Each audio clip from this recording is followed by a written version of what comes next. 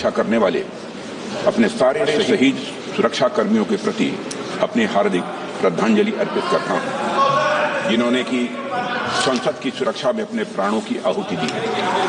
अध्यक्ष महोदय, सबसे पहले मैं आपको धन्यवाद भी देना चाहता हूं कि आपने मुझे इस सदन में भारतीय संविधान के 75 वर्ष की यात्रा पूरी होने पर आयोजित इस चर्चा में भाग लेने का अवसर दिया है।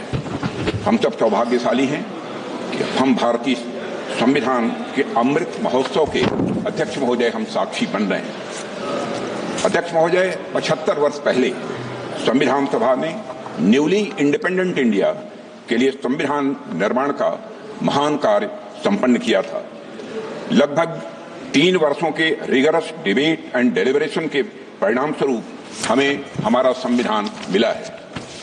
अध्यक्ष महोदय, संविधान सभा ने जो संविधान तैयार किया था वह केवल एक कानूनी दस्तावेज नहीं था, बल्कि जन आकांक्षाओं का वह प्रतिबिंब था और उन्हें पूरा करने का वह माध्यम भी था। It was an expression of the general will of the people. कई सदियों के बाद एक बार फिर से अध्यक्ष महोदय, भारत की तकदीर भारत के लोगों के हाथों में थी। स्वराज का जो सपना भारत के स्वतंत्रता सेनानियों और आम भारतीयों ने देखा था वह पूरा हो चुका था। अध्यक्ष महोदय, हम भारत के लोगों ने 26 नवंबर 1949 के दिन संविधान को अपनाया था, अधिनियमित किया था और उसे राष्ट्र को समर्पित किया था। यह वह दिन था जब भारत के लोग प्रजा से नागरिक बने थे अध्यक्ष महोदय, और ऐसे नागरिक जिनके अपने मौलिक अधिकार थे और उनके पास एक भारतीय नागरिक होने का गौरव भी था। ऐसे नागरिक जो अपनी सरकार को चुन सकते थे और चुन ही नहीं सकते थे अध्यक्ष महोदय, सरकारों को बदल सकते थे। अब देश में राजा रानी का शासन नहीं था, राजतंत्र नहीं था और न तो ब्रिटिश तंत्र था, बल्कि जनता का शासन था और लोकतंत्र था। अध्यक्ष महोदय, मैं अपनी बात को आगे बढ़ाने से पहले संविधान को अंगीकार करने के 75 वर्ष पूरे होने के उपलक्ष्य में इस सदन और समस्त देशवासियों को हार्दिक बधाई देता हूं। अध्यक्ष महोदय, साथ ही भारत की आजादी और भारत के संविधान के निर्माण से जुड़े सभी महानुभावों के प्रति कृतज्ञता भी व्यक्त करता हूं और उन सभी को शीश झुकाकर नमन करता हूं। अध्यक्ष महोदय, हमारा संविधान सार्वभौम है, हमारा संविधान सर्वसक्षम है। हमारे संविधान की सार्वभौमिकता और सर्वसक्षमता का अंदाजा इसी बात से लगाया जा सकता है कि जहां एक ओर हमारा संविधान स्टेट यानी राज्य की जिम्मेदारियों को विस्तृत रूप से सूचीबद्ध करता है, वहीं नागरिकों को उनके संवैधानिक और मौलिक अधिकार भी प्रदान करता है। अगर एक लाइन में मुझे कहना हो तो मैं कह सकता हूं कि हमारा संविधान सामाजिक, आर्थिक, राजनीतिक और सांस्कृतिक जीवन के सभी पहलुओं को छूते हुए राष्ट्र निर्माण का यह मार्ग प्रशस्त करता है अध्यक्ष महोदय। साथ ही लोगों के लिए मॉरल ट्रेजेक्ट्री यानी नैतिक मार्ग भी बनाता है। इसी प्रकार हमारा संविधान जहां एक और कोऑपरेटिव फेडरलिज्म सुनिश्चित करता है, वहीं राष्ट्र की एकता को सुनिश्चित करने पर भी बल देता है। हमारा संविधान लेजिस्लेचर, एग्जीक्यूटिव और जुडिशरी को नागरिकों के हितों के लिए मिलजुल कर काम करने की शक्ति भी प्रदान करता है। साथ ही चेक्स एंड बैलेंसेस का भी सिस्टम यह संविधान प्रदान करता है, जिसे सभी संस्थाएं अपने संवैधानिक दायरे में रहकर वह काम कर सकें। अध्यक्ष महोदय, भारत का संविधान सिर्फ एक शासन प्रणाली स्थापित करने का ही कार्य नहीं करता है, बल्कि भारत के गौरव को पुनर्स्थापित करने का यह एक रोड मैप है अध्यक्ष महोदय, और साथ ही यह भारत को विश्व पटल पर सही स्थान दिलाने का रोड मैप है। भारत को पुनः एक आदर्श राष्ट्र बनाने का भी अध्यक्ष महोदय रोड मैप है, और यह रोड मैप है विकास का, रोड मैप है समता का, रोड मैप है न्याय का, रोड मैप है स्वतंत्रता का, बंधुता का, राष्ट्र की एकता और अखंडता को अक्षुण्ण रखने का। यह रोड मैप है नागरिकों की गरिमा सुनिश्चित करने का। अध्यक्ष महोदय, कुछ लोगों द्वारा हमारे संविधान को कॉलोनियल रूल यानी उपनिवेशवाद का उपहार मान लिया जाता है, या अक्सर हमारे संविधान को पश्चिमी देशों के संविधान से ली गई अच्छी बातों का एक संकलन मात्र मान लिया जाता है। अध्यक्ष महोदय, पिछले कुछ वर्षों में देश में एक ऐसा माहौल बनाने का प्रयास किया गया है कि संविधान एक पार्टी की विशेष देन है। इन सभी बातों में डेप्थ एंड ब्रेथ मैं मानता हूं कि दोनों की कमी है। अध्यक्ष महोदय, संविधान निर्माण में बहुत से लोगों की भूमिका को जानबूझकर नकार दिया गया है, जबकि सच्चाई यह है कि हमारा संविधान हमारी सिविलाइजेशनल वैल्यूज यानी सभ्यता एवं सांस्कृतिक मूल्यों का एक एक्सप्रेशन है। अध्यक्ष महोदय, हमारा संविधान स्वाधीनता संग्राम के हवन कुंड से निकला हुआ यह अमृत है। हमारा संविधान स्वतंत्रता सेनानियों के त्याग से सिंचित यह हमारा स्वाभिमान है। यह एक सीरीज ऑफ हिस्टोरिकल इवेंट्स का आउटकम है। स्वतंत्र भारत का संविधान कैसा होगा, इस बात पर स्वतंत्रता संग्राम के दौरान कई संस्थाओं और विभूतियों ने अपने विचार प्रस्तुत किए थे, जिनमें से बहुत से लोग संविधान सभा के सदस्य नहीं थे, लेकिन उनके विचारों ने भारत के संविधान के निर्माण में बहुत ही महत्वपूर्ण भूमिका निभाई है और बहुत बड़ा उनका योगदान है। हमें याद रखना चाहिए कि पंडित मदन मोहन मालवीय, लाजपत राय, सरदार भगत सिंह, वीर सावरकर और ऐसे कई महापुरुषों के विचारों ने हमारे संविधान की भावना को मजबूत और समृद्ध किया है। अध्यक्ष महोदय,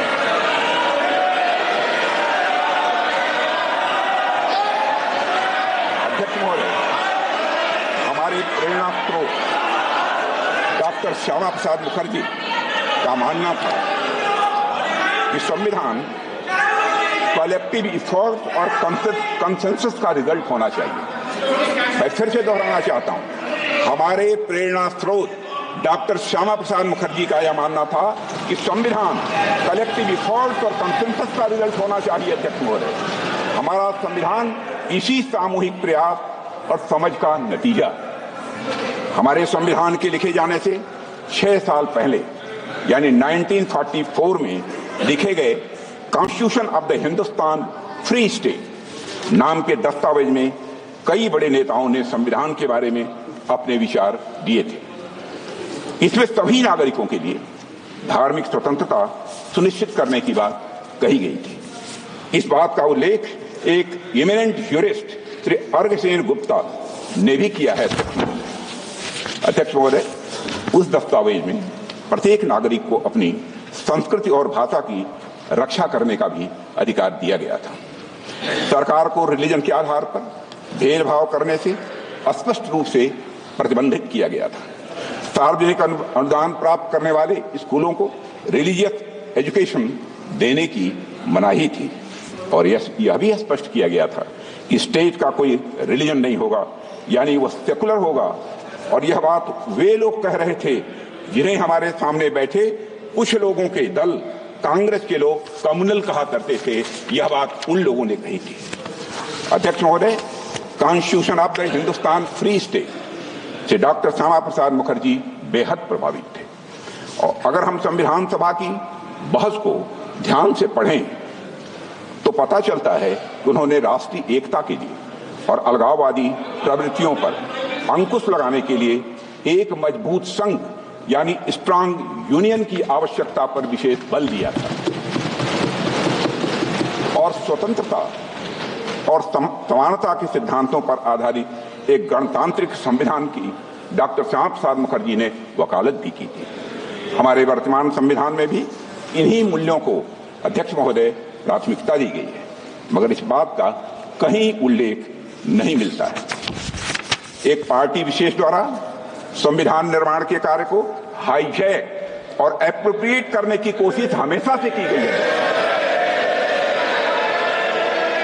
अध्यक्ष महोदय, भारत में कॉन्स्टिट्यूशन मेकिंग से जुड़ी ये सब बातें लोगों से छिपाई गई हैं। इतिहास में जाने पर पता चलता है कि हमारे देश में इस बात पर व्यापक सहमत थी कि भारत का भविष्य किस तरह के कानून से निर्धारित हो। मैं आज यह स्पष्ट करना चाहता हूं अध्यक्ष महोदय कि हमारा संविधान किसी एक पार्टी की देन नहीं है।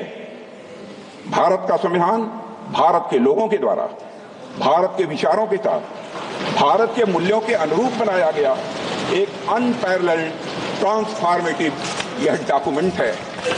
अध्यक्ष महोदय, पश्चिमी सभ्यता में राज्य की अवधारणा नाइट वॉचमैन स्टेट की थी। नाइट वॉचमैन स्टेट का कंसेप्ट विश्व प्रसिद्ध विचारक जॉन स्टुअर्ट मिल के द्वारा दिया गया था, जिसका अर्थ है कि सरकार का दायित्व लोगों की सुरक्षा प्रदान करने तक ही यह सीमित रहे। किंतु हमारे देश में राजधर्म की बात की गई है। अध्यक्षों, महाभारत के शांति पर्व में राजा को सिर्फ राजधर्म लागू करने की शक्ति दी गई है, पर वह राजा राजधर्म का स्रोत नहीं माना गया है। अध्यक्ष महोदय, हमारे यहाँ राजा भी राजधर्म से बंधा हुआ है। उसकी शक्तियां लोगों के कल्याण के लिए, समाज के कमजोर वर्गों के रक्षा के लिए। अध्यक्ष महोदय, हमारा संविधान कॉन्स्टिट्यूशनल मशीनरी के जरिए नागरिकों के कल्याण के लिए पूरी तरह से प्रतिबद्ध है। उनकी स्वतंत्रता सुनिश्चित करने के लिए भी यह प्रतिबद्ध है। हमारा संविधान नागरिकों के समग्र विकास के रास्ते में आने वाली सभी बाधाओं को हटाने तथा समुचित विकास के लिए अनुकूल परिस्थितियां पैदा करने के लिए राज्य को निर्देश देता है। संविधान के भाग 4 में दिए गए directive principles of state policy से यही भावना निकलकर सामने आती है। अध्यक्ष महोदय, मुझे इस बात का गर्व है, गर्व नहीं बल्कि मुझे गौरव की अनुभूति है कि प्रधानमंत्री नरेंद्र मोदी जी के नेतृत्व में हमारी सरकार सबका साथ, सबका विकास, सबका विश्वास और सबका प्रयास की भावना के साथ यह काम कर रही है। हमारी सरकार भारत के संविधान में निहित धर्म और भावना दोनों के अनुरूप काम कर रही है। अध्यक्ष महोदय, हमारा संविधान प्रोग्रेसिव है। हमारा संविधान प्रोग्रेसिव है, प्रगतिशील है, समावेशी है, परिवर्तनकारी है। हमारे संविधान ने हमें एक ऐसे समाज के निर्माण का ब्लूप्रिंट दिया है जिसमें हर समाज जो हर प्रकार से समाज में समरसता हो, सद्भाव हो और साथ ही समृद्धि भी हो। अध्यक्ष महोदय, जहां देश के शीर्ष पद को प्राप्त करने के लिए जन्म की पहचान मायने न रखती हो, यह है हमारा संविधान। जहां एक गरीब परिवार में जन्म लिया व्यक्ति भी प्रधानमंत्री बन सके, देश का और वह देश का राष्ट्रपति भी बन सके। संविधान क्रियान्वयन के कुछ वर्षों बाद ही संविधान की मूल भावना को ताक पर रख दिया गया था। अध्यक्ष महोदय, लेकिन हमारी सरकार ने संविधान के मूल्यों को खुले और सच्चे मन से स्वीकार किया है। मुझे खुशी है कि हमारी सरकार संविधान की मूल भावना को केंद्र में रखकर जनहित के मार्ग पर तेजी से आगे बढ़ रही है। हमने एक गुलामी की मानसिकता को समाप्त करके भारतीय न्याय संहिता, भारतीय नागरिक सुरक्षा संहिता और भारतीय साक्ष्य अधिनियम जैसे नए कानूनों को पारित किया है। अध्यक्ष महोदय, हमारी सरकार ने समाज के सभी वर्गों और विशेषकर कमजोर वर्गों के लोगों को समुचित विकास, उनके समुचित विकास को अपना यह लक्ष्य बनाया है। रिफॉर्म, परफॉर्म और अध्यक्ष महोदय ट्रांसफॉर्म के हमारे संकल्प ने आज भारत को दुनिया की सबसे बड़ी अर्थव्यवस्थाओं की कतार में लाकर खड़ा कर दिया। अध्यक्ष महोदय, आज गरीब लोगों को प्रधानमंत्री आवास योजना की वजह से अपना पक्का मकान मिल रहा है। प्रधानमंत्री जन आरोग्य योजना के अंतर्गत गरीबों को मुफ्त इलाज मिल रहा है। प्रधानमंत्री गरीब कल्याण अन्न योजना के माध्यम से 80 करोड़ गरीबों को मुफ्त राशन की सुविधा दी जा रही है। हर घर में नल से जल पहुंच रहा है। हर घर में शौचालय बन रहे हैं। हमारे अध्यक्ष महोदय, हमारे देश में लगभग आधी आबादी महिलाओं की है। महिला सशक्तिकरण की दिशा में हमारी सरकार हर संभव प्रयास कर रही है। सामाजिक न्याय के संवैधानिक आदर्शों के अनुरूप विमेन डेवलपमेंट के साथ women and women lead development को सुनिश्चित करने के लिए हमने नारी शक्ति बंधन अधिनियम भी पास किया है और इससे राजनीतिक क्षेत्र की महिलाओं का प्रतिनिधित्व बढ़ेगा तथा उनका सशक्तिकरण भी यह सुनिश्चित होगा। इसी सोच के तहत अध्यक्ष महोदय, हमारी सरकार ने वर्ष 2018 में राष्ट्रीय पिछड़ा आयोग को संवैधानिक दर्जा दिया है, पहली बार आजाद भारत के इतिहास में। आर्थिक रूप से कमजोर वर्गों की उन्नति के लिए साल 2019 में संविधान संशोधन किया गया है। इसके लिए हमने आर्थिक आधार पर 10% आरक्षण का अवसर प्रदान किया है, इकोनॉमिकली बैकवर्ड क्लास के लिए। अध्यक्ष महोदय, समग्र और समावेशी विकास के ये सभी काम हमारे संवैधानिक मूल्यों और आदर्शों के यह जीवंत रूप हैं। हमारी सरकार ने न सिर्फ संविधान के मूल्यों को केंद्र में रखकर काम किया है, बल्कि संविधान को लेटर एंड स्पिरिट में बखूबी हमारी सरकार ने लागू किया है। अध्यक्ष महोदय, इस देश में एक ऐसा राज्य भी था जहां देश का संविधान लागू नहीं होता था, संसद के कानून भी पूरी तरह लागू नहीं होते थे। हमने वहां भी संविधान को पूरी तरह से लागू करके दिखाया है अध्यक्ष, और आज पूरा देश उस निर्णय का सकारात्मक परिणाम अपनी प्रत्यक्ष आंखों से देख रहा है। हाल में चुनाव संपन्न हुए हैं, रिकॉर्ड मतदान हुआ है अध्यक्ष महोदय, लंबे समय बाद हुआ है। एक भी हिंसा की घटनाएं मतदान के दौरान नहीं हुई है। अध्यक्ष महोदय, मैं वहां की जनता का अपनी तरफ से हार्दिक अभिनंदन करता हूं। अध्यक्ष महोदय, हमारे संविधान ने हमें भारतीयता से पुनः परिचित कराया है। हमें अपनी संस्कृति, सभ्यता और संस्कृति के प्रति गौरव की भावना का यह संदेश दिया है। जैसे हमारे संविधान की मूल प्रति के भाग 3 में, जिसमें मौलिक अधिकारों का वर्णन है, उसमें भगवान श्री राम, मां सीता जी और प्रभु लक्ष्मण जी की तस्वीर भी अंकित है।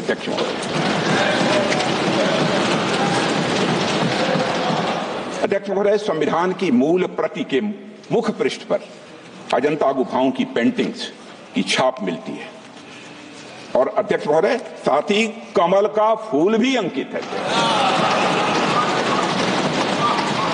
वह कमल का फूल यह दर्शाता है कि सदियों की गुलामी के दलदल से बाहर आकर अब एक संप्रभु और लोकतांत्रिक गणराज्य का उदय हो चुका है। हमारा संविधान और उसमें उकेरी गई आकृतियां हमारी सर्वोत्तम विरासत, समृद्ध इतिहास और महान परंपरा की यह वाहक है। इसी परंपरा को हम विकास भी, विरासत भी की भावना के साथ तेजी से आगे बढ़ा रहे हैं। हम सभी जानते हैं, भारत लोकतंत्र की जननी है। हमारे लोकतंत्र की महानता के बारे में बाबा साहब अम्बेडकर ने संविधान सभा में भी कहा था, and I quote, there was a time when India was studded with republics and even where there were monarchies, they were either elected or limited. They were never absolute.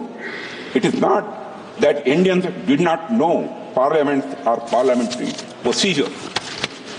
A study of the Buddhist Bhikshu Sanghas discloses that not only there were parliaments for the Sanghas, but they knew and observed all the rules of parliamentary procedure known to modern times. अध्यक्ष महोदय, हम ऐसी ही महान परंपरा का हिस्सा है, और यह हम सभी के लिए गौरव और यह स्वाभिमान की बात है। अध्यक्ष महोदय, हमारा संविधान अथक परिश्रम और विचार विमर्श का यह परिणाम है। इसके निर्माण में शामिल सभी महानुभाव महान देशभक्त थे।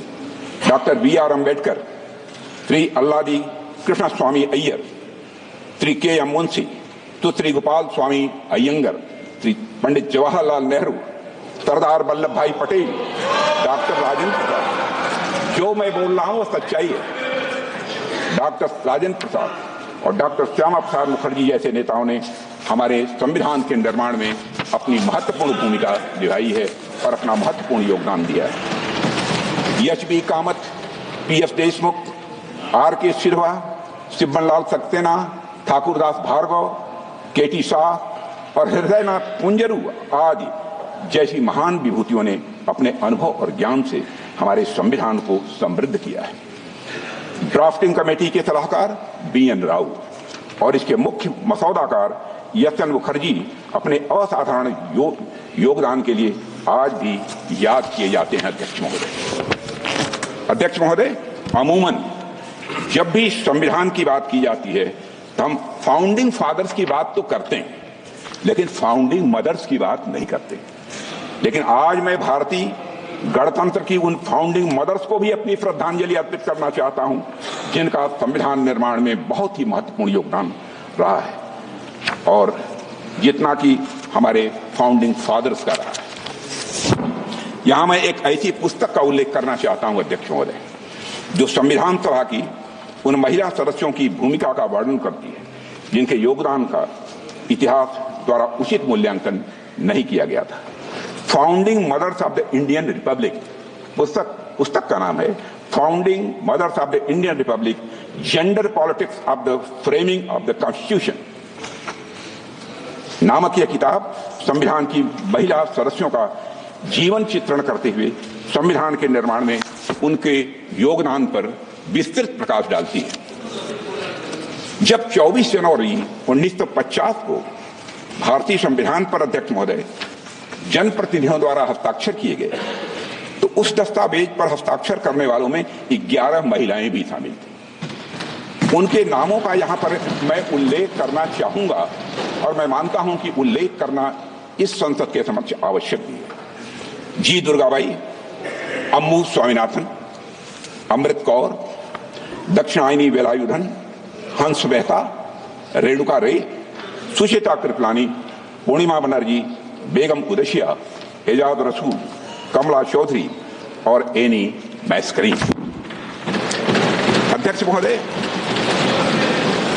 मैं समझता हूं इस सदन और देश के द्वारा अपनी संविधान सभा की महान महिलाओं को हर्ष ध्वनि के साथ उनकी सामूहिक सराहना की जानी चाहिए।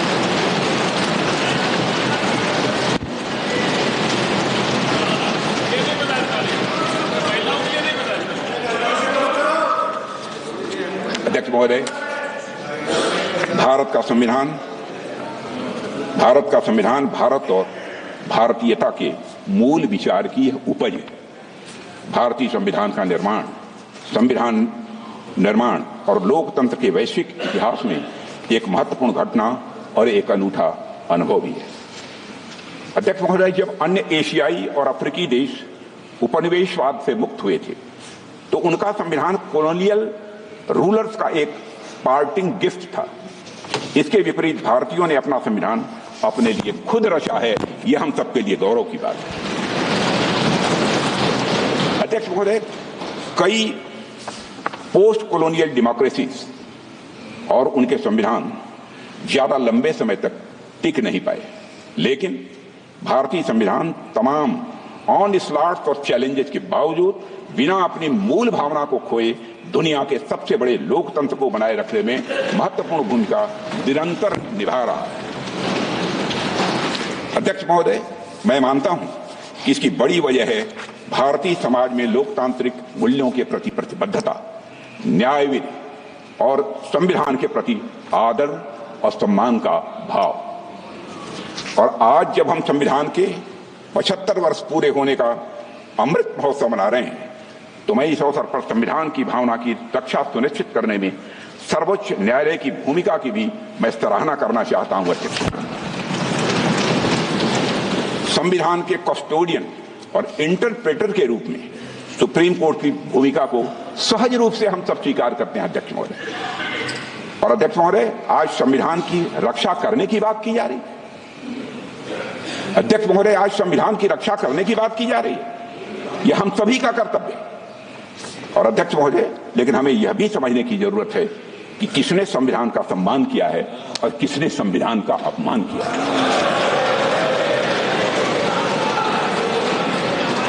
अध्यक्ष महोदय, इसी संदर्भ में मैं सुप्रीम कोर्ट के पूर्व जस्टिस यशआर खन्ना की आत्मकथा नाइदर रोजेस नॉर थॉर्न्स नामक किताब से एक पंक्ति उद्धृत करना चाहता हूं, जिसमें उन्होंने साफ साफ लिखा है, and I would like to quote, I told my younger sister Santosh, I told my younger sister Santosh, I have prepared a judgment which is going to cost me the Chief Justiceship of India, unquote.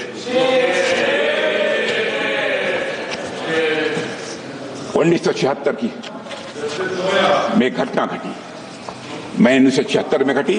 इसी घटना और इन लाइनों का संदर्भ आप में से अधिकांश लोग जानते होंगे। Justice H R. खन्ना ने ADM Jabalpur versus Shivkant Shukla case में तब की कांग्रेस सरकार के खिलाफ डिसेंटिंग जजमेंट दिया था। अध्यक्ष महोदय, जस्टिस खन्ना यह स्वीकार करने के लिए तैयार नहीं थे कि किसी भी हालत में सरकार द्वारा किसी नागरिक से उसके जीने का हक और अदालत में न्याय मांगने का अधिकार यह छीन लिया गया। अपने डिसेंटिंग जजमेंट के लिए जस्टिस खन्ना को क्या कीमत चुकानी पड़ी, यह बात भारतीय लोकतंत्र के सबसे काले अध्याय के पन्नों में अंकित है। अध्यक्ष महोदय, इसी तरह वर्ष 1973 में भी सभी संवैधानिक मूल्यों को ताक पर रखकर तब की कांग्रेस सरकार ने जस्टिस जे.एम. शेलर, के.एफ. हेगड़े और ए.एन. ग्रोवर को सुपरसीड करके सीनियरिटी में चौथे नंबर के जज को भारत का मुख्य न्यायाधीश बना दिया। अध्यक्ष महोदय, इन तीनों जजों का सिर्फ एक अपराध था कि वे तीन लोग सरकार के सामने नहीं झुके। उन तीनों जजों ने एक तानाशाह सरकार की शक्तियों को संवैधानिक दायरे में बांधने की पूरी कोशिश। अध्यक्ष महोदय, यहां मैं एक महत्वपूर्ण बात जोड़ना चाहता हूं कि यह किसी व्यक्ति पर हमला नहीं था, यह सिर्फ किसी व्यक्ति विशेष के अधिकारों का हनन नहीं था, बल्कि यह संविधान पर हमला था। यह हमारे संविधान को सबवर्ट करने का एक महापाप था। अध्यक्ष महोदय, और मुझे हैरानी होती है कि आज इस कृत्य को अंजाम देने वाली पार्टी संविधान के संरक्षण की बात करती है। अध्यक्ष महोदय, मैं इस सदन में यह कहना चाहता हूं कि कांग्रेस के मित्रों ने अनेक मौके पर संविधान और संवैधानिक भावनाओं का निरादर किया है। उन्हें कभी भी संस्थानों यानी इंस्टीट्यूशंस की इंडिपेंडेंस और ऑटोनॉमी हजम नहीं हुई। अध्यक्ष महोदय, उन्होंने हमेशा एक कमिटेड जुडिशरी, कमिटेड ब्यूरोक्रेसी और कमिटेड इंस्टीट्यूशन बनाने का काम किया। अध्यक्ष महोदय, कांग्रेस पार्टी ने हमेशा संविधान को राजनीतिक हित साधने का एक माध्यम बनाया और उसकी मूल भावना को तहस नहस करने का कांग्रेस ने काम किया है। अध्यक्ष महोदय, उनके मुंह से संविधान की रक्षा जैसी बातें मैं समझता हूं शोभा नहीं देती। अध्यक्ष महोदय, आज मैं देखता हूं कि विपक्ष के कई नेता संविधान की प्रति अपनी जेब में रखकर घूमते हैं। असल में उन्होंने बचपन से ही यही सीखा है। उन्होंने पीढ़ियों से अपने परिवार में संविधान को जेब में ही रखे थे।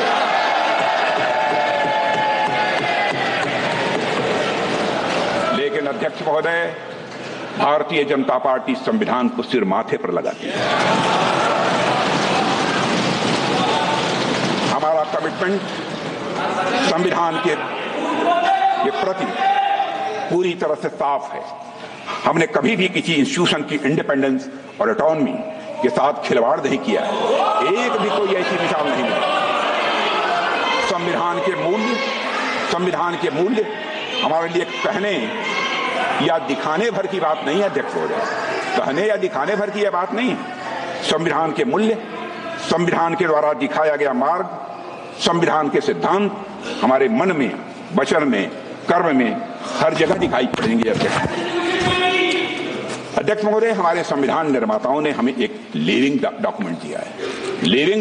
अध्यक्ष महोदय, जो युगानुकूल परिवर्तन की जरूरत के साथ तेजी से आगे बढ़ रहा है। बाबा साहब अम्बेडकर से अन्य संविधान निर्माताओं ने भी यह माना था कि संविधान भविष्य की सभी संभावनाओं को नहीं भांप सकता है, इसलिए उन्होंने आने वाली पीढ़ियों को उसमें संशोधन करने का भी अधिकार दिया था। प्रधानमंत्री श्री नरेंद्र मोदी जी के नेतृत्व में हमारी सरकार ने पिछले 10 वर्षों में जो भी संवैधानिक संशोधन किए हैं, मैं दावे के साथ कह सकता हूं, उन सभी का उद्देश्य सिर्फ और सिर्फ संवैधानिक मूल्यों को सशक्त करना था अध्यक्ष महोदय, सामाजिक कल्याण था अध्यक्ष महोदय, लोगों का सशक्तिकरण था अध्यक्ष महोदय। हमने अनुच्छेद 370 को निरस्त किया ताकि भारत की अखंडता सुनिश्चित हो। नारी शक्ति बंधन अधिनियम से महिलाओं के सामाजिक व आर्थिक सशक्तिकरण का मार्ग हमने प्रशस्त किया है। आर्थिक रूप से कमजोर वर्ग के लिए 10% आरक्षण भी सामाजिक न्याय की यह भावना से ही प्रेरित था अध्यक्ष महोदय। और अध्यक्ष महोदय, 70 वर्षों से हमारा पुराना टैक्सेशन सिस्टम करोड़ों उद्यमियों के लिए तो एक समस्या था ही, यह देश की एकता में भी बाधक था। हमने जीएसटी कानून बनाया। यह कार्य फेडरलिज्म के संवैधानिक सिद्धांत को कायम रखते हुए सभी को साथ लेकर चलने की हमारे प्रयास को यह दर्शाता है। अब जीएसटी काउंसिल में राज्यों की सहमति से अध्यक्ष महोदय, जीएसटी काउंसिल में राज्यों की सहमति से टैक्स दरें निर्धारित की जाती हैं। इसमें ease of doing business ranking में सुधार हुआ है। लोगों का जीवन अध्यक्ष महोदय यह आसान हुआ है। अध्यक्ष महोदय, जीएसटी काउंसिल के माध्यम से हमने कोऑपरेटिव फेडरलिज्म को मजबूत किया है। इस बात को सुप्रीम कोर्ट ने अपने एक फैसले में भी स्वीकार किया है। भारत के पूर्व मुख्य न्यायाधीश जस्टिस डीवाई चंद्रचूड़ ने इस कानून की प्रशंसा करते हुए कहा था, the amendment in the constitution to reflect and embody the GST is to my mind a classical example of the collaborative cooperative federalism. Doctor Shyama Prasad Mukherjee ने कहा था, the constitution is not just a set of rules, it is the spirit of India seeking its destiny. मुझे कहते हुए हर्ष अध्यक्ष महोदय, Bharatiya Janata party ने हमेशा बाबा साहब भीमराव अंबेडकर और संविधान सभा की भावनाओं के प्रति पूरी तरह से निष्ठा रखते हुए संविधान को एक गाइडिंग प्रिंसिपल मानकर काम किया है। अध्यक्ष महोदय, कांग्रेस की तरह हमने संविधान को कभी राजनीतिक हित साधने का जरिया नहीं बनाया है। मैं दावे के साथ इस बात को कह सकता हूं, हमने संविधान को जिया है। हमने सजग और सच्चे सिपाही की तरह संविधान के खिलाफ की जा रही साजिशों का सामना किया अध्यक्ष, और उसकी रक्षा के लिए बड़े से बड़े कष्ट भी हमने उठाए। 2003 में जब श्रद्धेय अटल बिहारी वाजपेयी जी प्रधानमंत्री थे, तब हमने सुशासन को मजबूत करने के लिए 91वें संशोधन में मिनिमम गवर्नमेंट और मैक्सिमम भावना से मंत्रिपरिषद के आकार को सीमित कर दिया था। इस संशोधन ने दल विरोधी कानून के तहत जरूरी बदलाव भी किए थे ताकि भ्रष्टाचार पर लगाम लगाई जा सके और राजनीतिक स्थिरता को बढ़ावा मिले। अध्यक्ष महोदय, आप आजाद भारत का इतिहास देख लीजिए। कांग्रेस ने सिर्फ संविधान संशोधन ही नहीं किया है, बल्कि मेरा आरोप है दुर्भावना के साथ साथ धीरे धीरे संविधान को बदलने का प्रयास किया। पंडित जवाहरलाल जी नेहरू जब प्रधानमंत्री थे तो लगभग 17 बार संविधान में बदलाव किया गया। श्रीमती इंदिरा गांधी जी के समय पर लगभग 28 बार संविधान में बदलाव किया गया। श्री राजीव गांधी के समय पर लगभग 10 बार संविधान में बदलाव किया गया। मनमोहन सिंह जी के समय लगभग 7 बार संविधान में बदलाव किया गया। कांग्रेस सरकारों द्वारा किए गए अधिकांश संवैधानिक संशोधन या तो विरोधियों और आलोचकों को चुप कराने के लिए किए गए या तो गलत नीतियों को लागू करने के लिए किए गए थे। अध्यक्ष महोदय, आप पहले संविधान संशोधन को ही ले लीजिए। आप पहले संविधान संशोधन को ही ले लीजिए। साल 1950 में प्रेस में कांग्रेस सरकार की गलत नीतियों की आलोचना हो रही थी। हमारे प्रेस के मित्र भी सुन रहे होंगे। ऐसे में तब की कांग्रेस की सरकार ने आरएसएस के साप्ताहिक प्रकाशन ऑर्गेनाइजर और मद्रास से निकलने वाली पत्रिका क्रॉस रोड्स को प्रतिबंधित कर दिया था। और इसका विरोध करते हुए ऑर्गेनाइजर के संपादक श्री के.आर. मलकानी ने लिखा था, I would like to quote, to threaten the liberty of the press, to threaten the liberty of the press for the sole offense of the non-conformity to official view may be a handy tool for tyrants, but only a crippling curtailment of the civil liberty in a free democracy. A government can always learn more more bona fide criticism of the independent thinking citizen than the fulsome flattery of the sultans. Sultans का मतलब चापलूस होता है। अखिल अध्यक्ष महोदय, मलकानी जी और RSS ने, राष्ट्रीय स्वयंसेवक संघ ने सरकार के आदेश को सुप्रीम कोर्ट में चुनौती दी और सुप्रीम कोर्ट ने सेंसरशिप आदेश को रद्द कर दिया और सरकार के निर्णय को असंवैधानिक घोषित कर दिया था। अध्यक्ष महोदय, आज संविधान का राग अलापने वाली कांग्रेस पार्टी ने सुप्रीम कोर्ट के आदेश का सम्मान करने की जगह मई 1951 में ही संवैधानिक संशोधन करके नागरिकों के freedom of speech and expression को कुचल दिया था। देश में पहला आम चुनाव भी नहीं हुआ था, कांग्रेस के पास कोई जनादेश भी नहीं था, लेकिन हड़बड़ी में पहला संविधान संशोधन कर दिया गया जिससे आलोचकों को चुप किया जा सके और अभिव्यक्ति की आजादी को कुचला जा सके। अध्यक्ष महोदय, हम सभी जानते हैं कि संविधान निर्माण में बाबा साहब अम्बेडकर की अग्रणी भूमिका थी, लेकिन बहुत कम लोग यह जानते हैं कि संविधान लागू होने के बाद कांग्रेस सरकार द्वारा मौलिक अधिकारों को कमजोर करने के प्रयासों के खिलाफ बाबा साहब हमेशा लड़ते रहे। जब कांग्रेस सरकार ने 1954 में संविधान में चौथा संशोधन लाकर मौलिक अधिकारों को कमजोर करने की कोशिश की तो बाबा साहब अम्बेडकर ने इसके खिलाफ कहा था।